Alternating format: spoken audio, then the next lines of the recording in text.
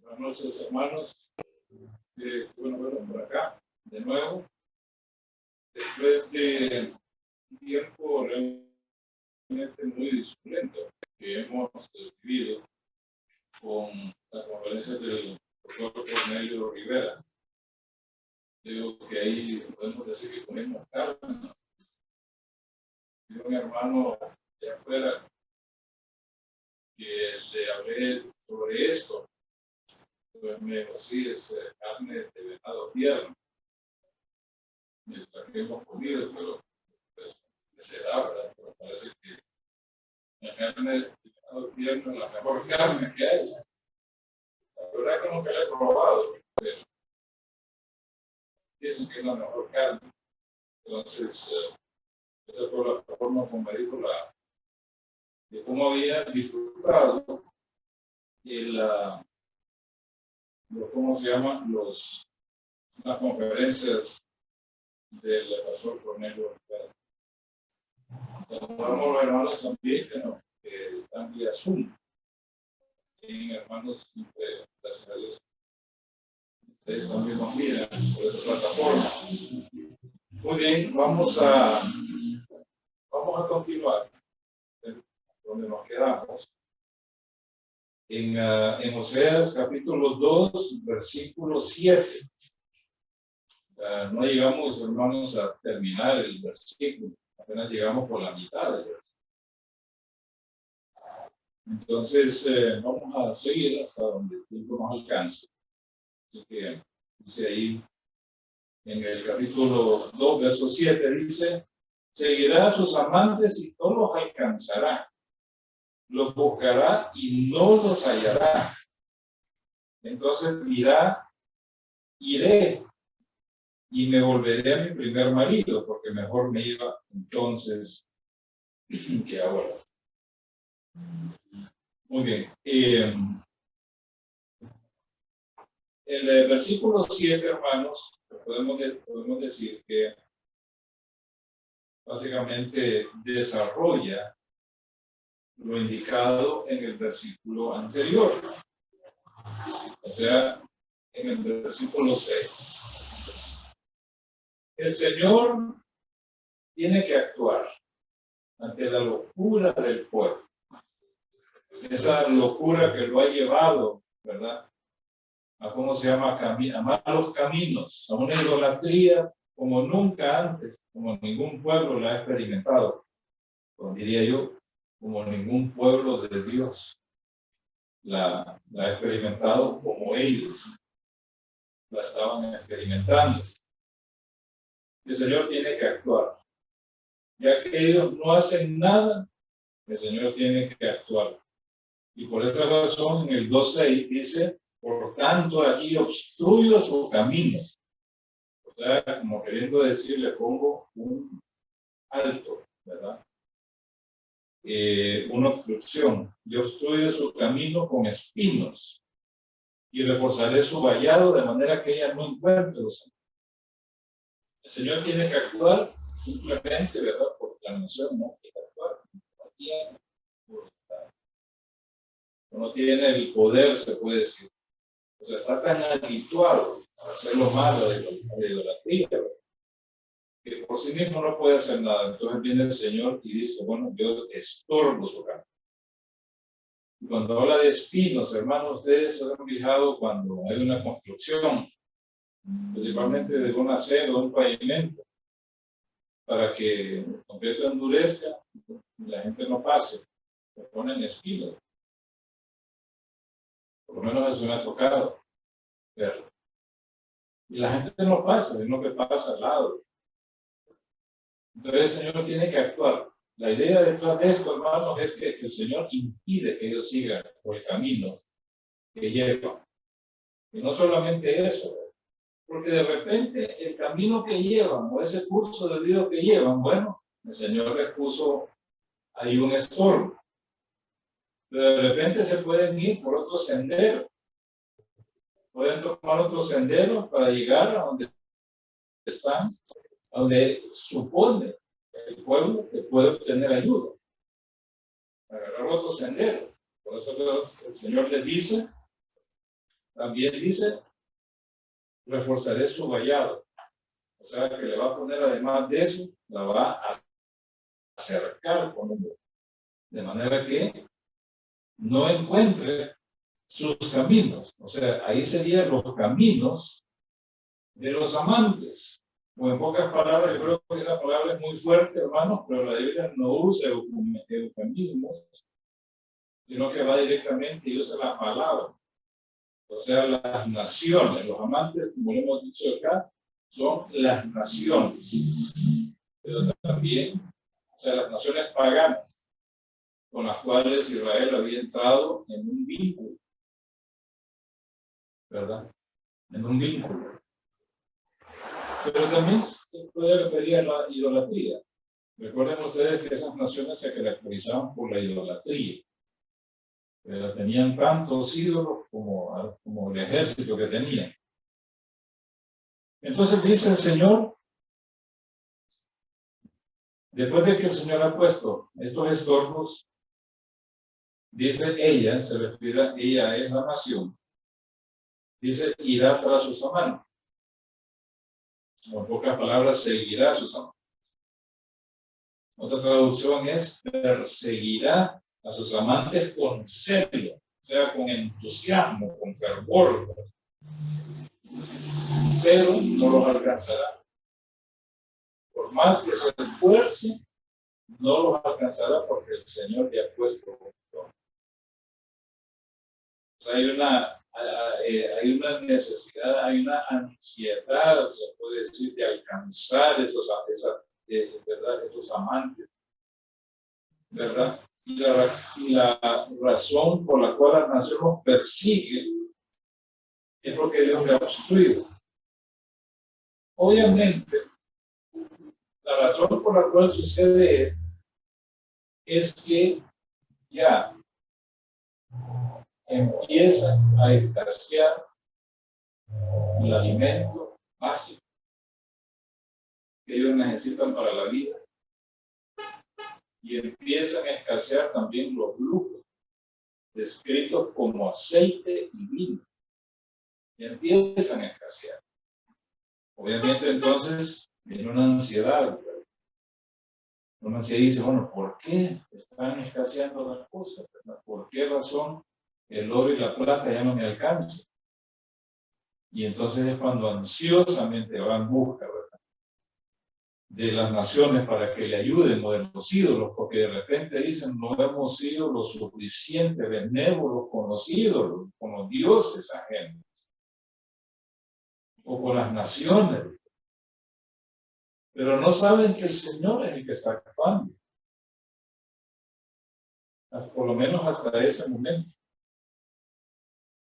Y el Señor dice, aquí, y dice, los buscará y no los hallará, por más que se esfuercen en esa búsqueda, una búsqueda fervorosa, ansiosa,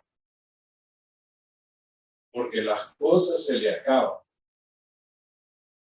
Todo empieza, hermanos, a disminuir. Hay una ansiedad. El Señor ha levantado muros, que ha puesto espíritu para que no siga, para estorbarle el camino. Pareciera que fuera una calamidad, pero realmente está resultando en beneficio para el pueblo. La obstrucción que el Señor hace para que no continúen en ese camino que lleva.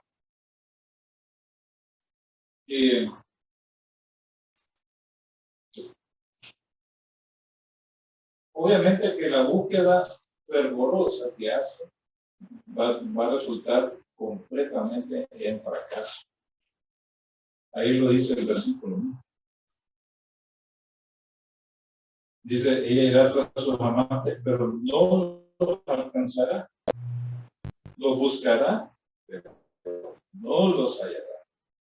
O sea, básicamente resulta en fracaso.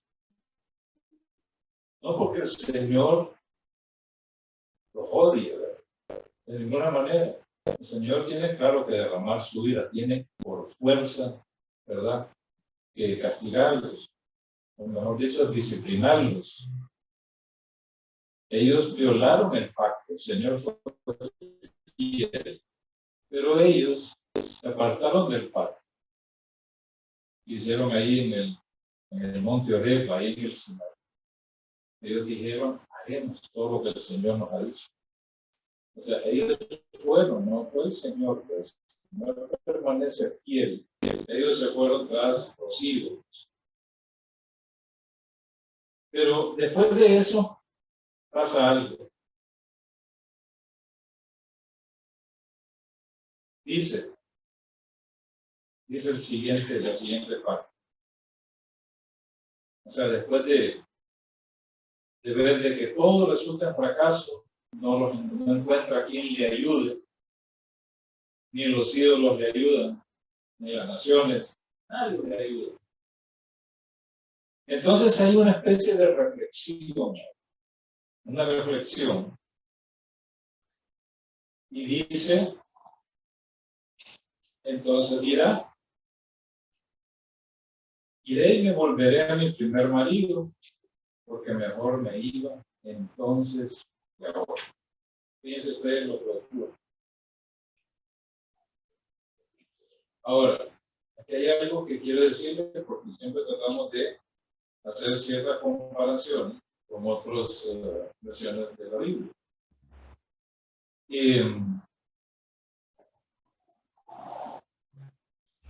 Dice, el verbo iré no aparece en la Biblia textual, es la que más se apega al original. Tampoco aparece en la Biblia de Jerusalén, en la Biblia de las Américas y en la Nueva Versión Internacional. Sin embargo, aparece en la Septuaginta y en la versión moderna de 1929, que son buenas versiones. Es probable entonces que este verbo, iré, haya sido suplido por el traductor bíblico para darle mayor énfasis a la nación, en el sentido de volverse de nuevo. Ahora bien, si se mantiene, hermanos, el verbo iré, ¿verdad? Iré y me volveré. Esto implicaría, ¿sabes? Cuando dice iré, implicaría el moverse del lugar en donde se encontraban para ir a otro destino. O sea, por ejemplo, si me muevo de aquí, de ahí, carajo. O sea, me muevo de mi lugar para ir a otro lugar. Entonces, exactamente lo que hizo, lo que la nación. Podemos decir que la conciencia nacional, al ver de que todo escaseaba, y que no tenía ayuda de nadie, por más que se esforzara. Entonces dice, implicaría que se mueve del lugar para ir a otro destino. Aquí tenemos que pensar, hermanos, en lo que es el pensamiento judío. En el pensamiento judío se trataría de ir al lugar único donde Yahweh puso su nombre, que obviamente correspondería al templo en Jerusalén, ya que ahí estaba la presencia del Señor. O sea, se consideraba que el Señor ahí estaba, porque ahí estaba el arca, que simboliza la presencia del Señor. Entonces, ellos dirían, bueno, nos movemos, nos vamos allá. Me volveré a mi primer marido, como dice, y iré. Ahora bien, el verbo volveré es una cosa bien interesante, indica arrepentimiento. Es darle la espalda a los ídolos y volverse al Señor. ¿Recuerdan ustedes que en Ezequiel dice que los sacerdotes y todos ellos oraban viendo al sol, de espaldas al templo, viendo al sol? Y claro, ellos, desde el momento que abandonaron el pacto, desde el momento en que hubo transgresión de la ley, le dieron la espalda al Señor para mirar hacia adelante, hacia los ídolos. Ahora bien, cuando dice volveré, indica arrepentimiento. Al disminuir todo, y no tener ayuda de las naciones paganas y en los dioses en que había confiado la nación, vuelve en sí. Y acude al lugar único de adoración y se vuelve a Yahweh. Esto hace recordar, hermanos, la parábola del hijo pródigo. Miren ustedes, quiero que vayan y miren ustedes en San Lucas. En San Lucas 15, 18 al 20.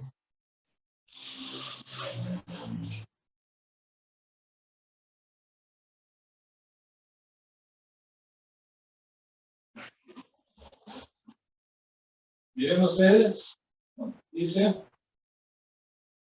del 17. Entonces, volviendo en sí, dijo: ¿Cuántos jornaleros en la casa de mi padre tienen abundancia de pan?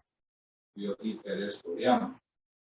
Exactamente lo mismo, ¿verdad? El hijo pródigo le pasó lo mismo, desperdició sus bienes, vivió perdidamente, hasta que como decimos acá, hermanos, lo derrochó todo, se quedó sin nada, así que tuvo que ir a conseguir trabajo, y el único trabajo que le dieron fue ir a cuidar cerdos. O sea, y los cerdos son animales inmundos. Era la única opción que tenía. El problema también es que parece que el salario no le gustaba.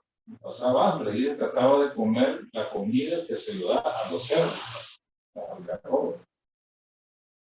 Es un alimento para engordar cerdos. Trataba de comerlos, pero parece que había un pleito entre los cerdos y el hijo pródigo. Porque dice que ni aún le daban de las algarrobas. Ni aún eso. Entonces dice que él volvió en sí. O sea, como que recuperó su conciencia. En la casa de mi padre hay abundancia de pan, dice aquí yo parezco de hambre. Entonces, miren el 18, me levantaré, diré a mi padre, y le diré: Padre, pecado contra el cielo y ante ti, ya no soy digno de ser llamado tu hijo. Hazme como uno de tus jornaleros, aunque sea eso, ¿verdad? Aunque baje de categoría, pero sabía que ahí, en la presencia del Padre, había abundancia de pan, en todo aspecto. Se levantó y fue a su padre. Cuando todavía estaba lejos, su padre le vio y tuvo compasión, corrió y se echó sobre su cuello y le besó. Entonces es lo mismo, básicamente. Agarra una conciencia y dice: voy a volver a mi primer marido, al original. En nuestro contexto cristiano, hermanos, en el Evangelio se supone que la primera persona con la que nos casamos es la original, públicamente hablando.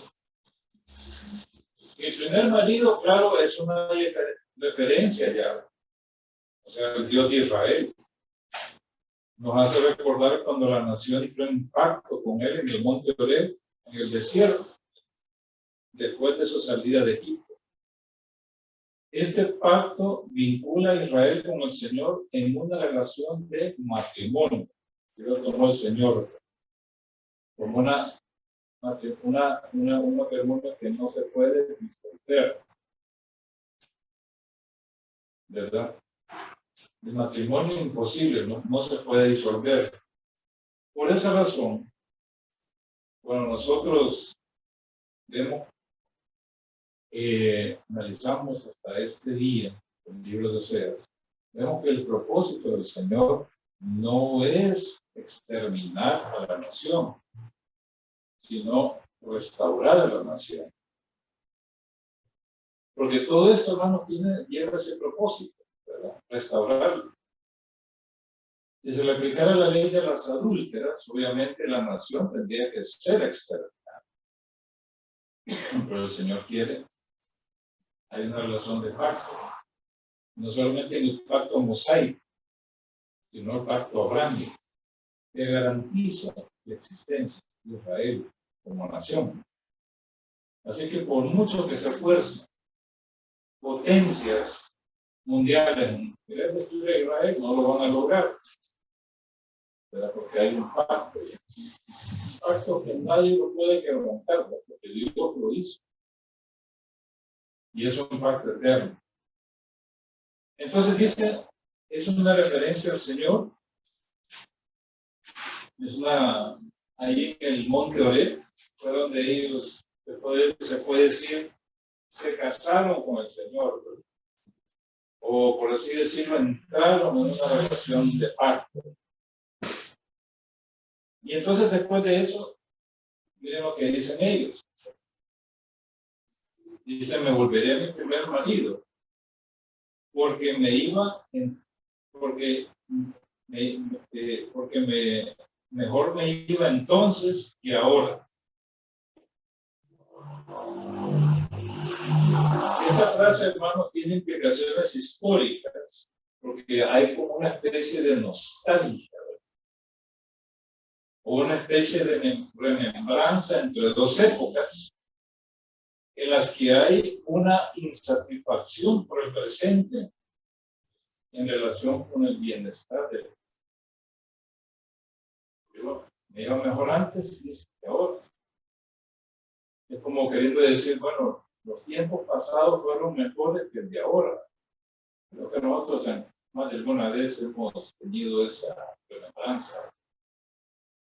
Decimos, los tiempos pasados fueron mejores que ahora. Puede ser, hermano. De repente, es como el pastor Julio, que vivimos épocas muy especiales. Sí, entonces, de repente era buena época aquella, en relación a la que ahora. Pero si nos acordamos de la juventud, realmente estábamos sin Cristo, ¿verdad? Entonces, ¿cómo podemos decir que la época pasada puede ser mejor? Tal vez mejor que la de ahora. Tal vez vivíamos bien y todo, ¿verdad? Pero estábamos sin Cristo. Hoy estamos con Cristo, renacidos, o nacidos de nuevo. Entonces, no que podemos decir eso, de que tal vez fue mejor. Tal vez pasamos momentos alegres, en familia y todo, ¿no? Tal vez en ese sentido. Pero en lo espiritual, decíamos, estábamos muertos, delitos y pecados. Y no cabe duda que el problema no estaba con el Señor, sino con la conducta del pueblo, darle la espalda. O sea que el Señor no era, podemos decir así, no era responsable de la insatisfacción que ellos tenían en el presente, en aquel presente. Ellos habían sido los responsables. Ellos entraron en una relación de pacto. Ellos violaron el pacto. Dios les dio todo. Les dio abundancia, plata, oro, buenas cosechas, salud. Todo les dio el Señor. Él sí cumplió. Pero el problema era de ellos, que se volvieron a los ídolos, porque podemos decir, se cansaron del Señor. Se cansaron, como dice el Señor, siempre se los advertía. Cuando entren en la tierra, dice, cuiden de no hacer lo que hacen las naciones vecinas. Y les decía, no sea que al estar ahí y ellos empiecen a comer de las viñas que no plantaron, de las higueras, de los frutos de la tierra, dice que empiecen a engordar. Y claro, al sentirse seguros, empiezan, dice ellos, a, ¿cómo se llama? A desviarse y adorar a otros ídolos. Y eso fue exactamente lo que pasó. Lamentablemente. Miren ustedes o conjunción explica las razones por las cuales la nación se vuelve a Yahweh, su primer marido. Entonces puede ser una referencia al pasado inmediato, ¿verdad? Al pasado inmediato. Durante el reinado de Jeroboam II, la nación experimentó una era de prosperidad y abundancia en lo económico y en lo agrícola. Se abundaba ahí, ¿verdad?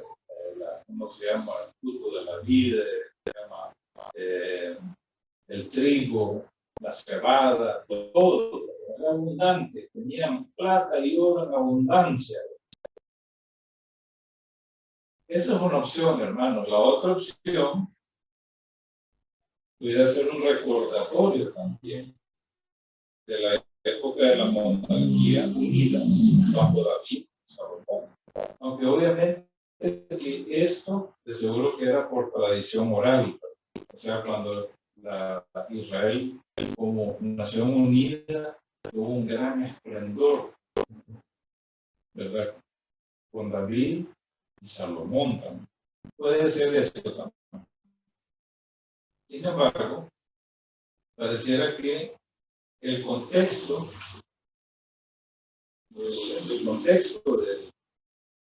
del versículo que estamos analizando favorece más la postura del pasado inmediato, o sea, del largo periodo de tiempo de Jeroboam, cuando él comenzó a reinar, ¿verdad? Puede ser eso también, pasado inmediato. El contexto nos lo podemos llegar a esa conclusión. Sin embargo, también esto podría caer también dentro de lo que se llama, dentro de lo que se denomina el doble cumplimiento de la palabra de Dios. La palabra tiene a veces un sentido doble, el presente y escatológico, el futuro. Y podría ser una declaración de ellos estando ya en el exilio, en la cual se vuelve la nación. Al escasear todo y buscar la ayuda de sus amantes y al no encontrar, la nación se da cuenta que no fueron ellos los que le daban la abundancia, sino que provenía de Yahvé, lo cual es confirmado en el versículo 8. O sea, la nación hace una declaración de este tipo, ¿verdad? Hace una declaración. Iré, dice, me volveré a mi primer marido. Obviamente las cosas empiezan a escasear, ¿verdad? Le dan reverencia a sus ídolos, no pasa nada, más bien las cosas siguen a escasear, siguen a empeorar. Buscan ayuda de potencias emergentes de aquel entonces, ¿verdad? Los asirios, los babilonios, los egipcios. Y no pasa nada, más bien las cosas siguen a escasear. Como queriendo decir, siguen descendiendo. Cada día que pasa, se vuelve más escasa la comida, los lujos. Y ahí es donde se dan cuenta. Entonces esto, en verdad, quien nos lo daba es el Señor. Es el Señor, ¿verdad? La época denominada como ahora correspondería a la época del profeta, que sería la época del juicio de la escasez. Sin embargo, si consideramos el cumplimiento, correspondería también al exilio. Ahora bien, fíjense ustedes, hermanos, noten ustedes el versículo 7. Y lo que sigue en el versículo 8. Pero ella no reconoció que era yo el que le daba el trigo, el vino nuevo y el aceite. Yo le di abundancia de plata y de oro que ellos usaron para Baal. Por tanto, dice, volveré a tomar mi trigo. O sea, le va a quitar el trigo necesario para la comida, para hacer pan. Y mi vino en su época, y quitarán mi lana y mi lino que cubren su desnudez. Imagínense hasta dónde. O sea, la ropa, o sea, la lana y el lino es para la ropa común. Y el lino, claro, es la ropa de lujo. Entonces dije, se los voy a quitar también. Entonces, pareciera, hermano, que el versículo 7, especialmente la última parte, si ellos realmente vienen envueltos, entonces dirían, pensaríamos, bueno, entonces quiere decir que el Señor, ¿verdad? Al ellos al ir y volverse el Señor, ¿verdad? Ya los juicios que el Señor había pronunciado, entonces ya se iban a anular. Así como tal vez pasó en Nínive, ¿verdad? Cuando Dios envió a Jonás. Sin embargo, los juicios, vean ustedes, continúan. A pesar de esta declaración de ellos, digámoslo así, pero el juicio no se detiene. El Señor dice, ¿verdad?, que ahora pondré al descubierto su locura. Dice, haré cesar, versículo 11, haré cesar todo su regocijo, sus fiestas, sus lunas nuevas, sus sábados y todas sus festividades. Arrasaré sus viñas, sus higueras, de las cuales han dicho, son la paga que me han dado mis amantes. Yo las reduciré a matorral y se las comerán los animales del campo. La castigaré por los días dedicados a los Baales, a los cuales ha quemado incienso, a los cuales se ha adornado con aretes y su joya. Ella se ha ido tras sus amantes y se ha olvidado de mí, dice Jehová. Qué interesante entonces, ¿verdad? O sea, ¿por qué razón? Entonces dirá la nación, iré y me volveré.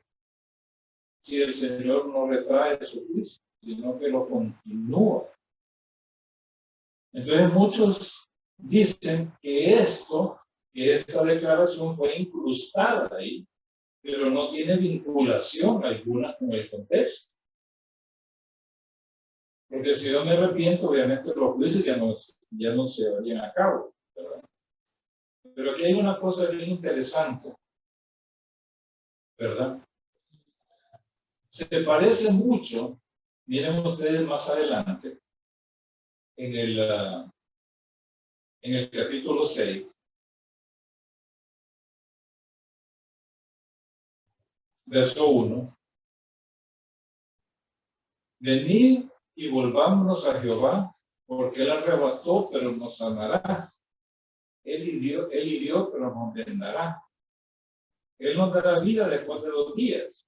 Al tercer día nos levantará y viviremos delante de él. Conozcamos y persistamos en conocer a Jehová. Segura como el alba será su salida.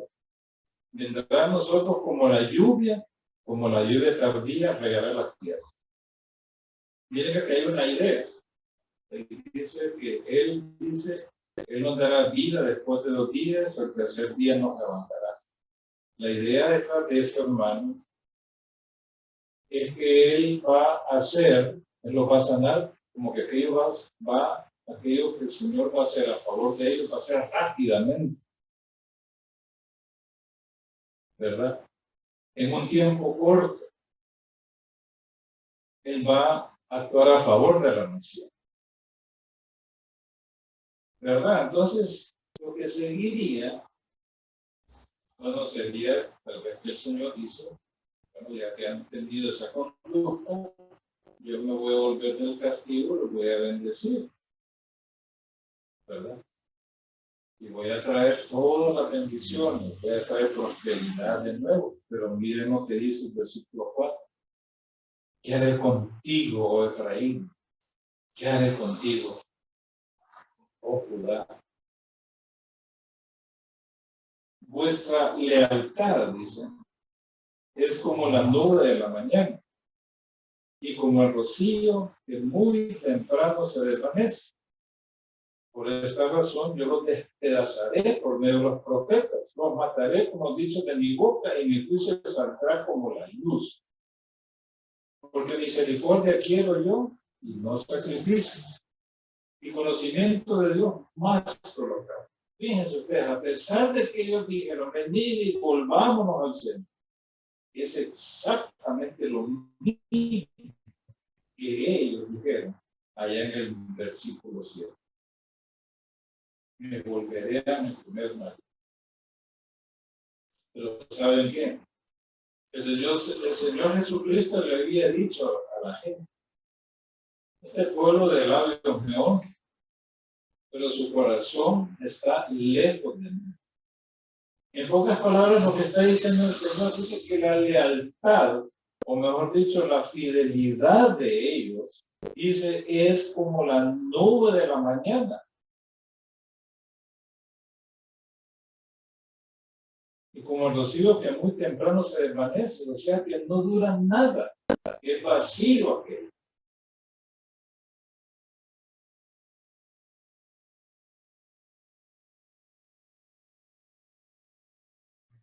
Entonces esto nos llega a pensar en una declaración sincera. Querían evitar el juicio. Es como aquella, ¿se acuerdan ustedes de la parábola del sembrador? Aquella palabra que fue sembrada entre pedregales. Dice que brotó pronto, ¿verdad? O sea, son aquellos cuyos corazones, ¿verdad? Más bien son pura emoción, pero no tienen profundidad. No se profundizan, ¿verdad? Sino que están con la roca. O sea, que todavía sus corazones son de piedra, no profundizan. Cuando viene la prueba, por causa de la palabra, dice que rápido se apaga. Entonces, lo que dicen algunos, de que esto está incrustado ahí, que fue incrustado porque no se vincula con el contexto. Más bien dice que el versículo 6 y el versículo 7 debería ser más bien el versículo 8, ¿verdad? Porque hay una hilación ahí.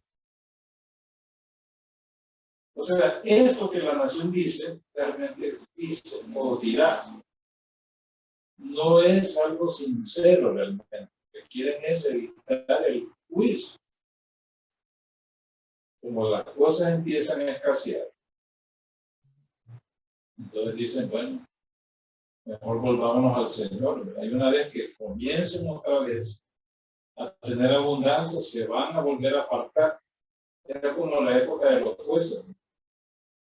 Mientras el juez vivía, la nación era fiel a Dios. Moría el juez, la nación se apartaba de nuevo, y de nuevo los enemigos se ponían encima de él, pero cuando Dios levantaba un juez, volvían de nuevo a ser fieles. Ahí estaba en ese jueguito, en ese juego espiritual que llamaría yo.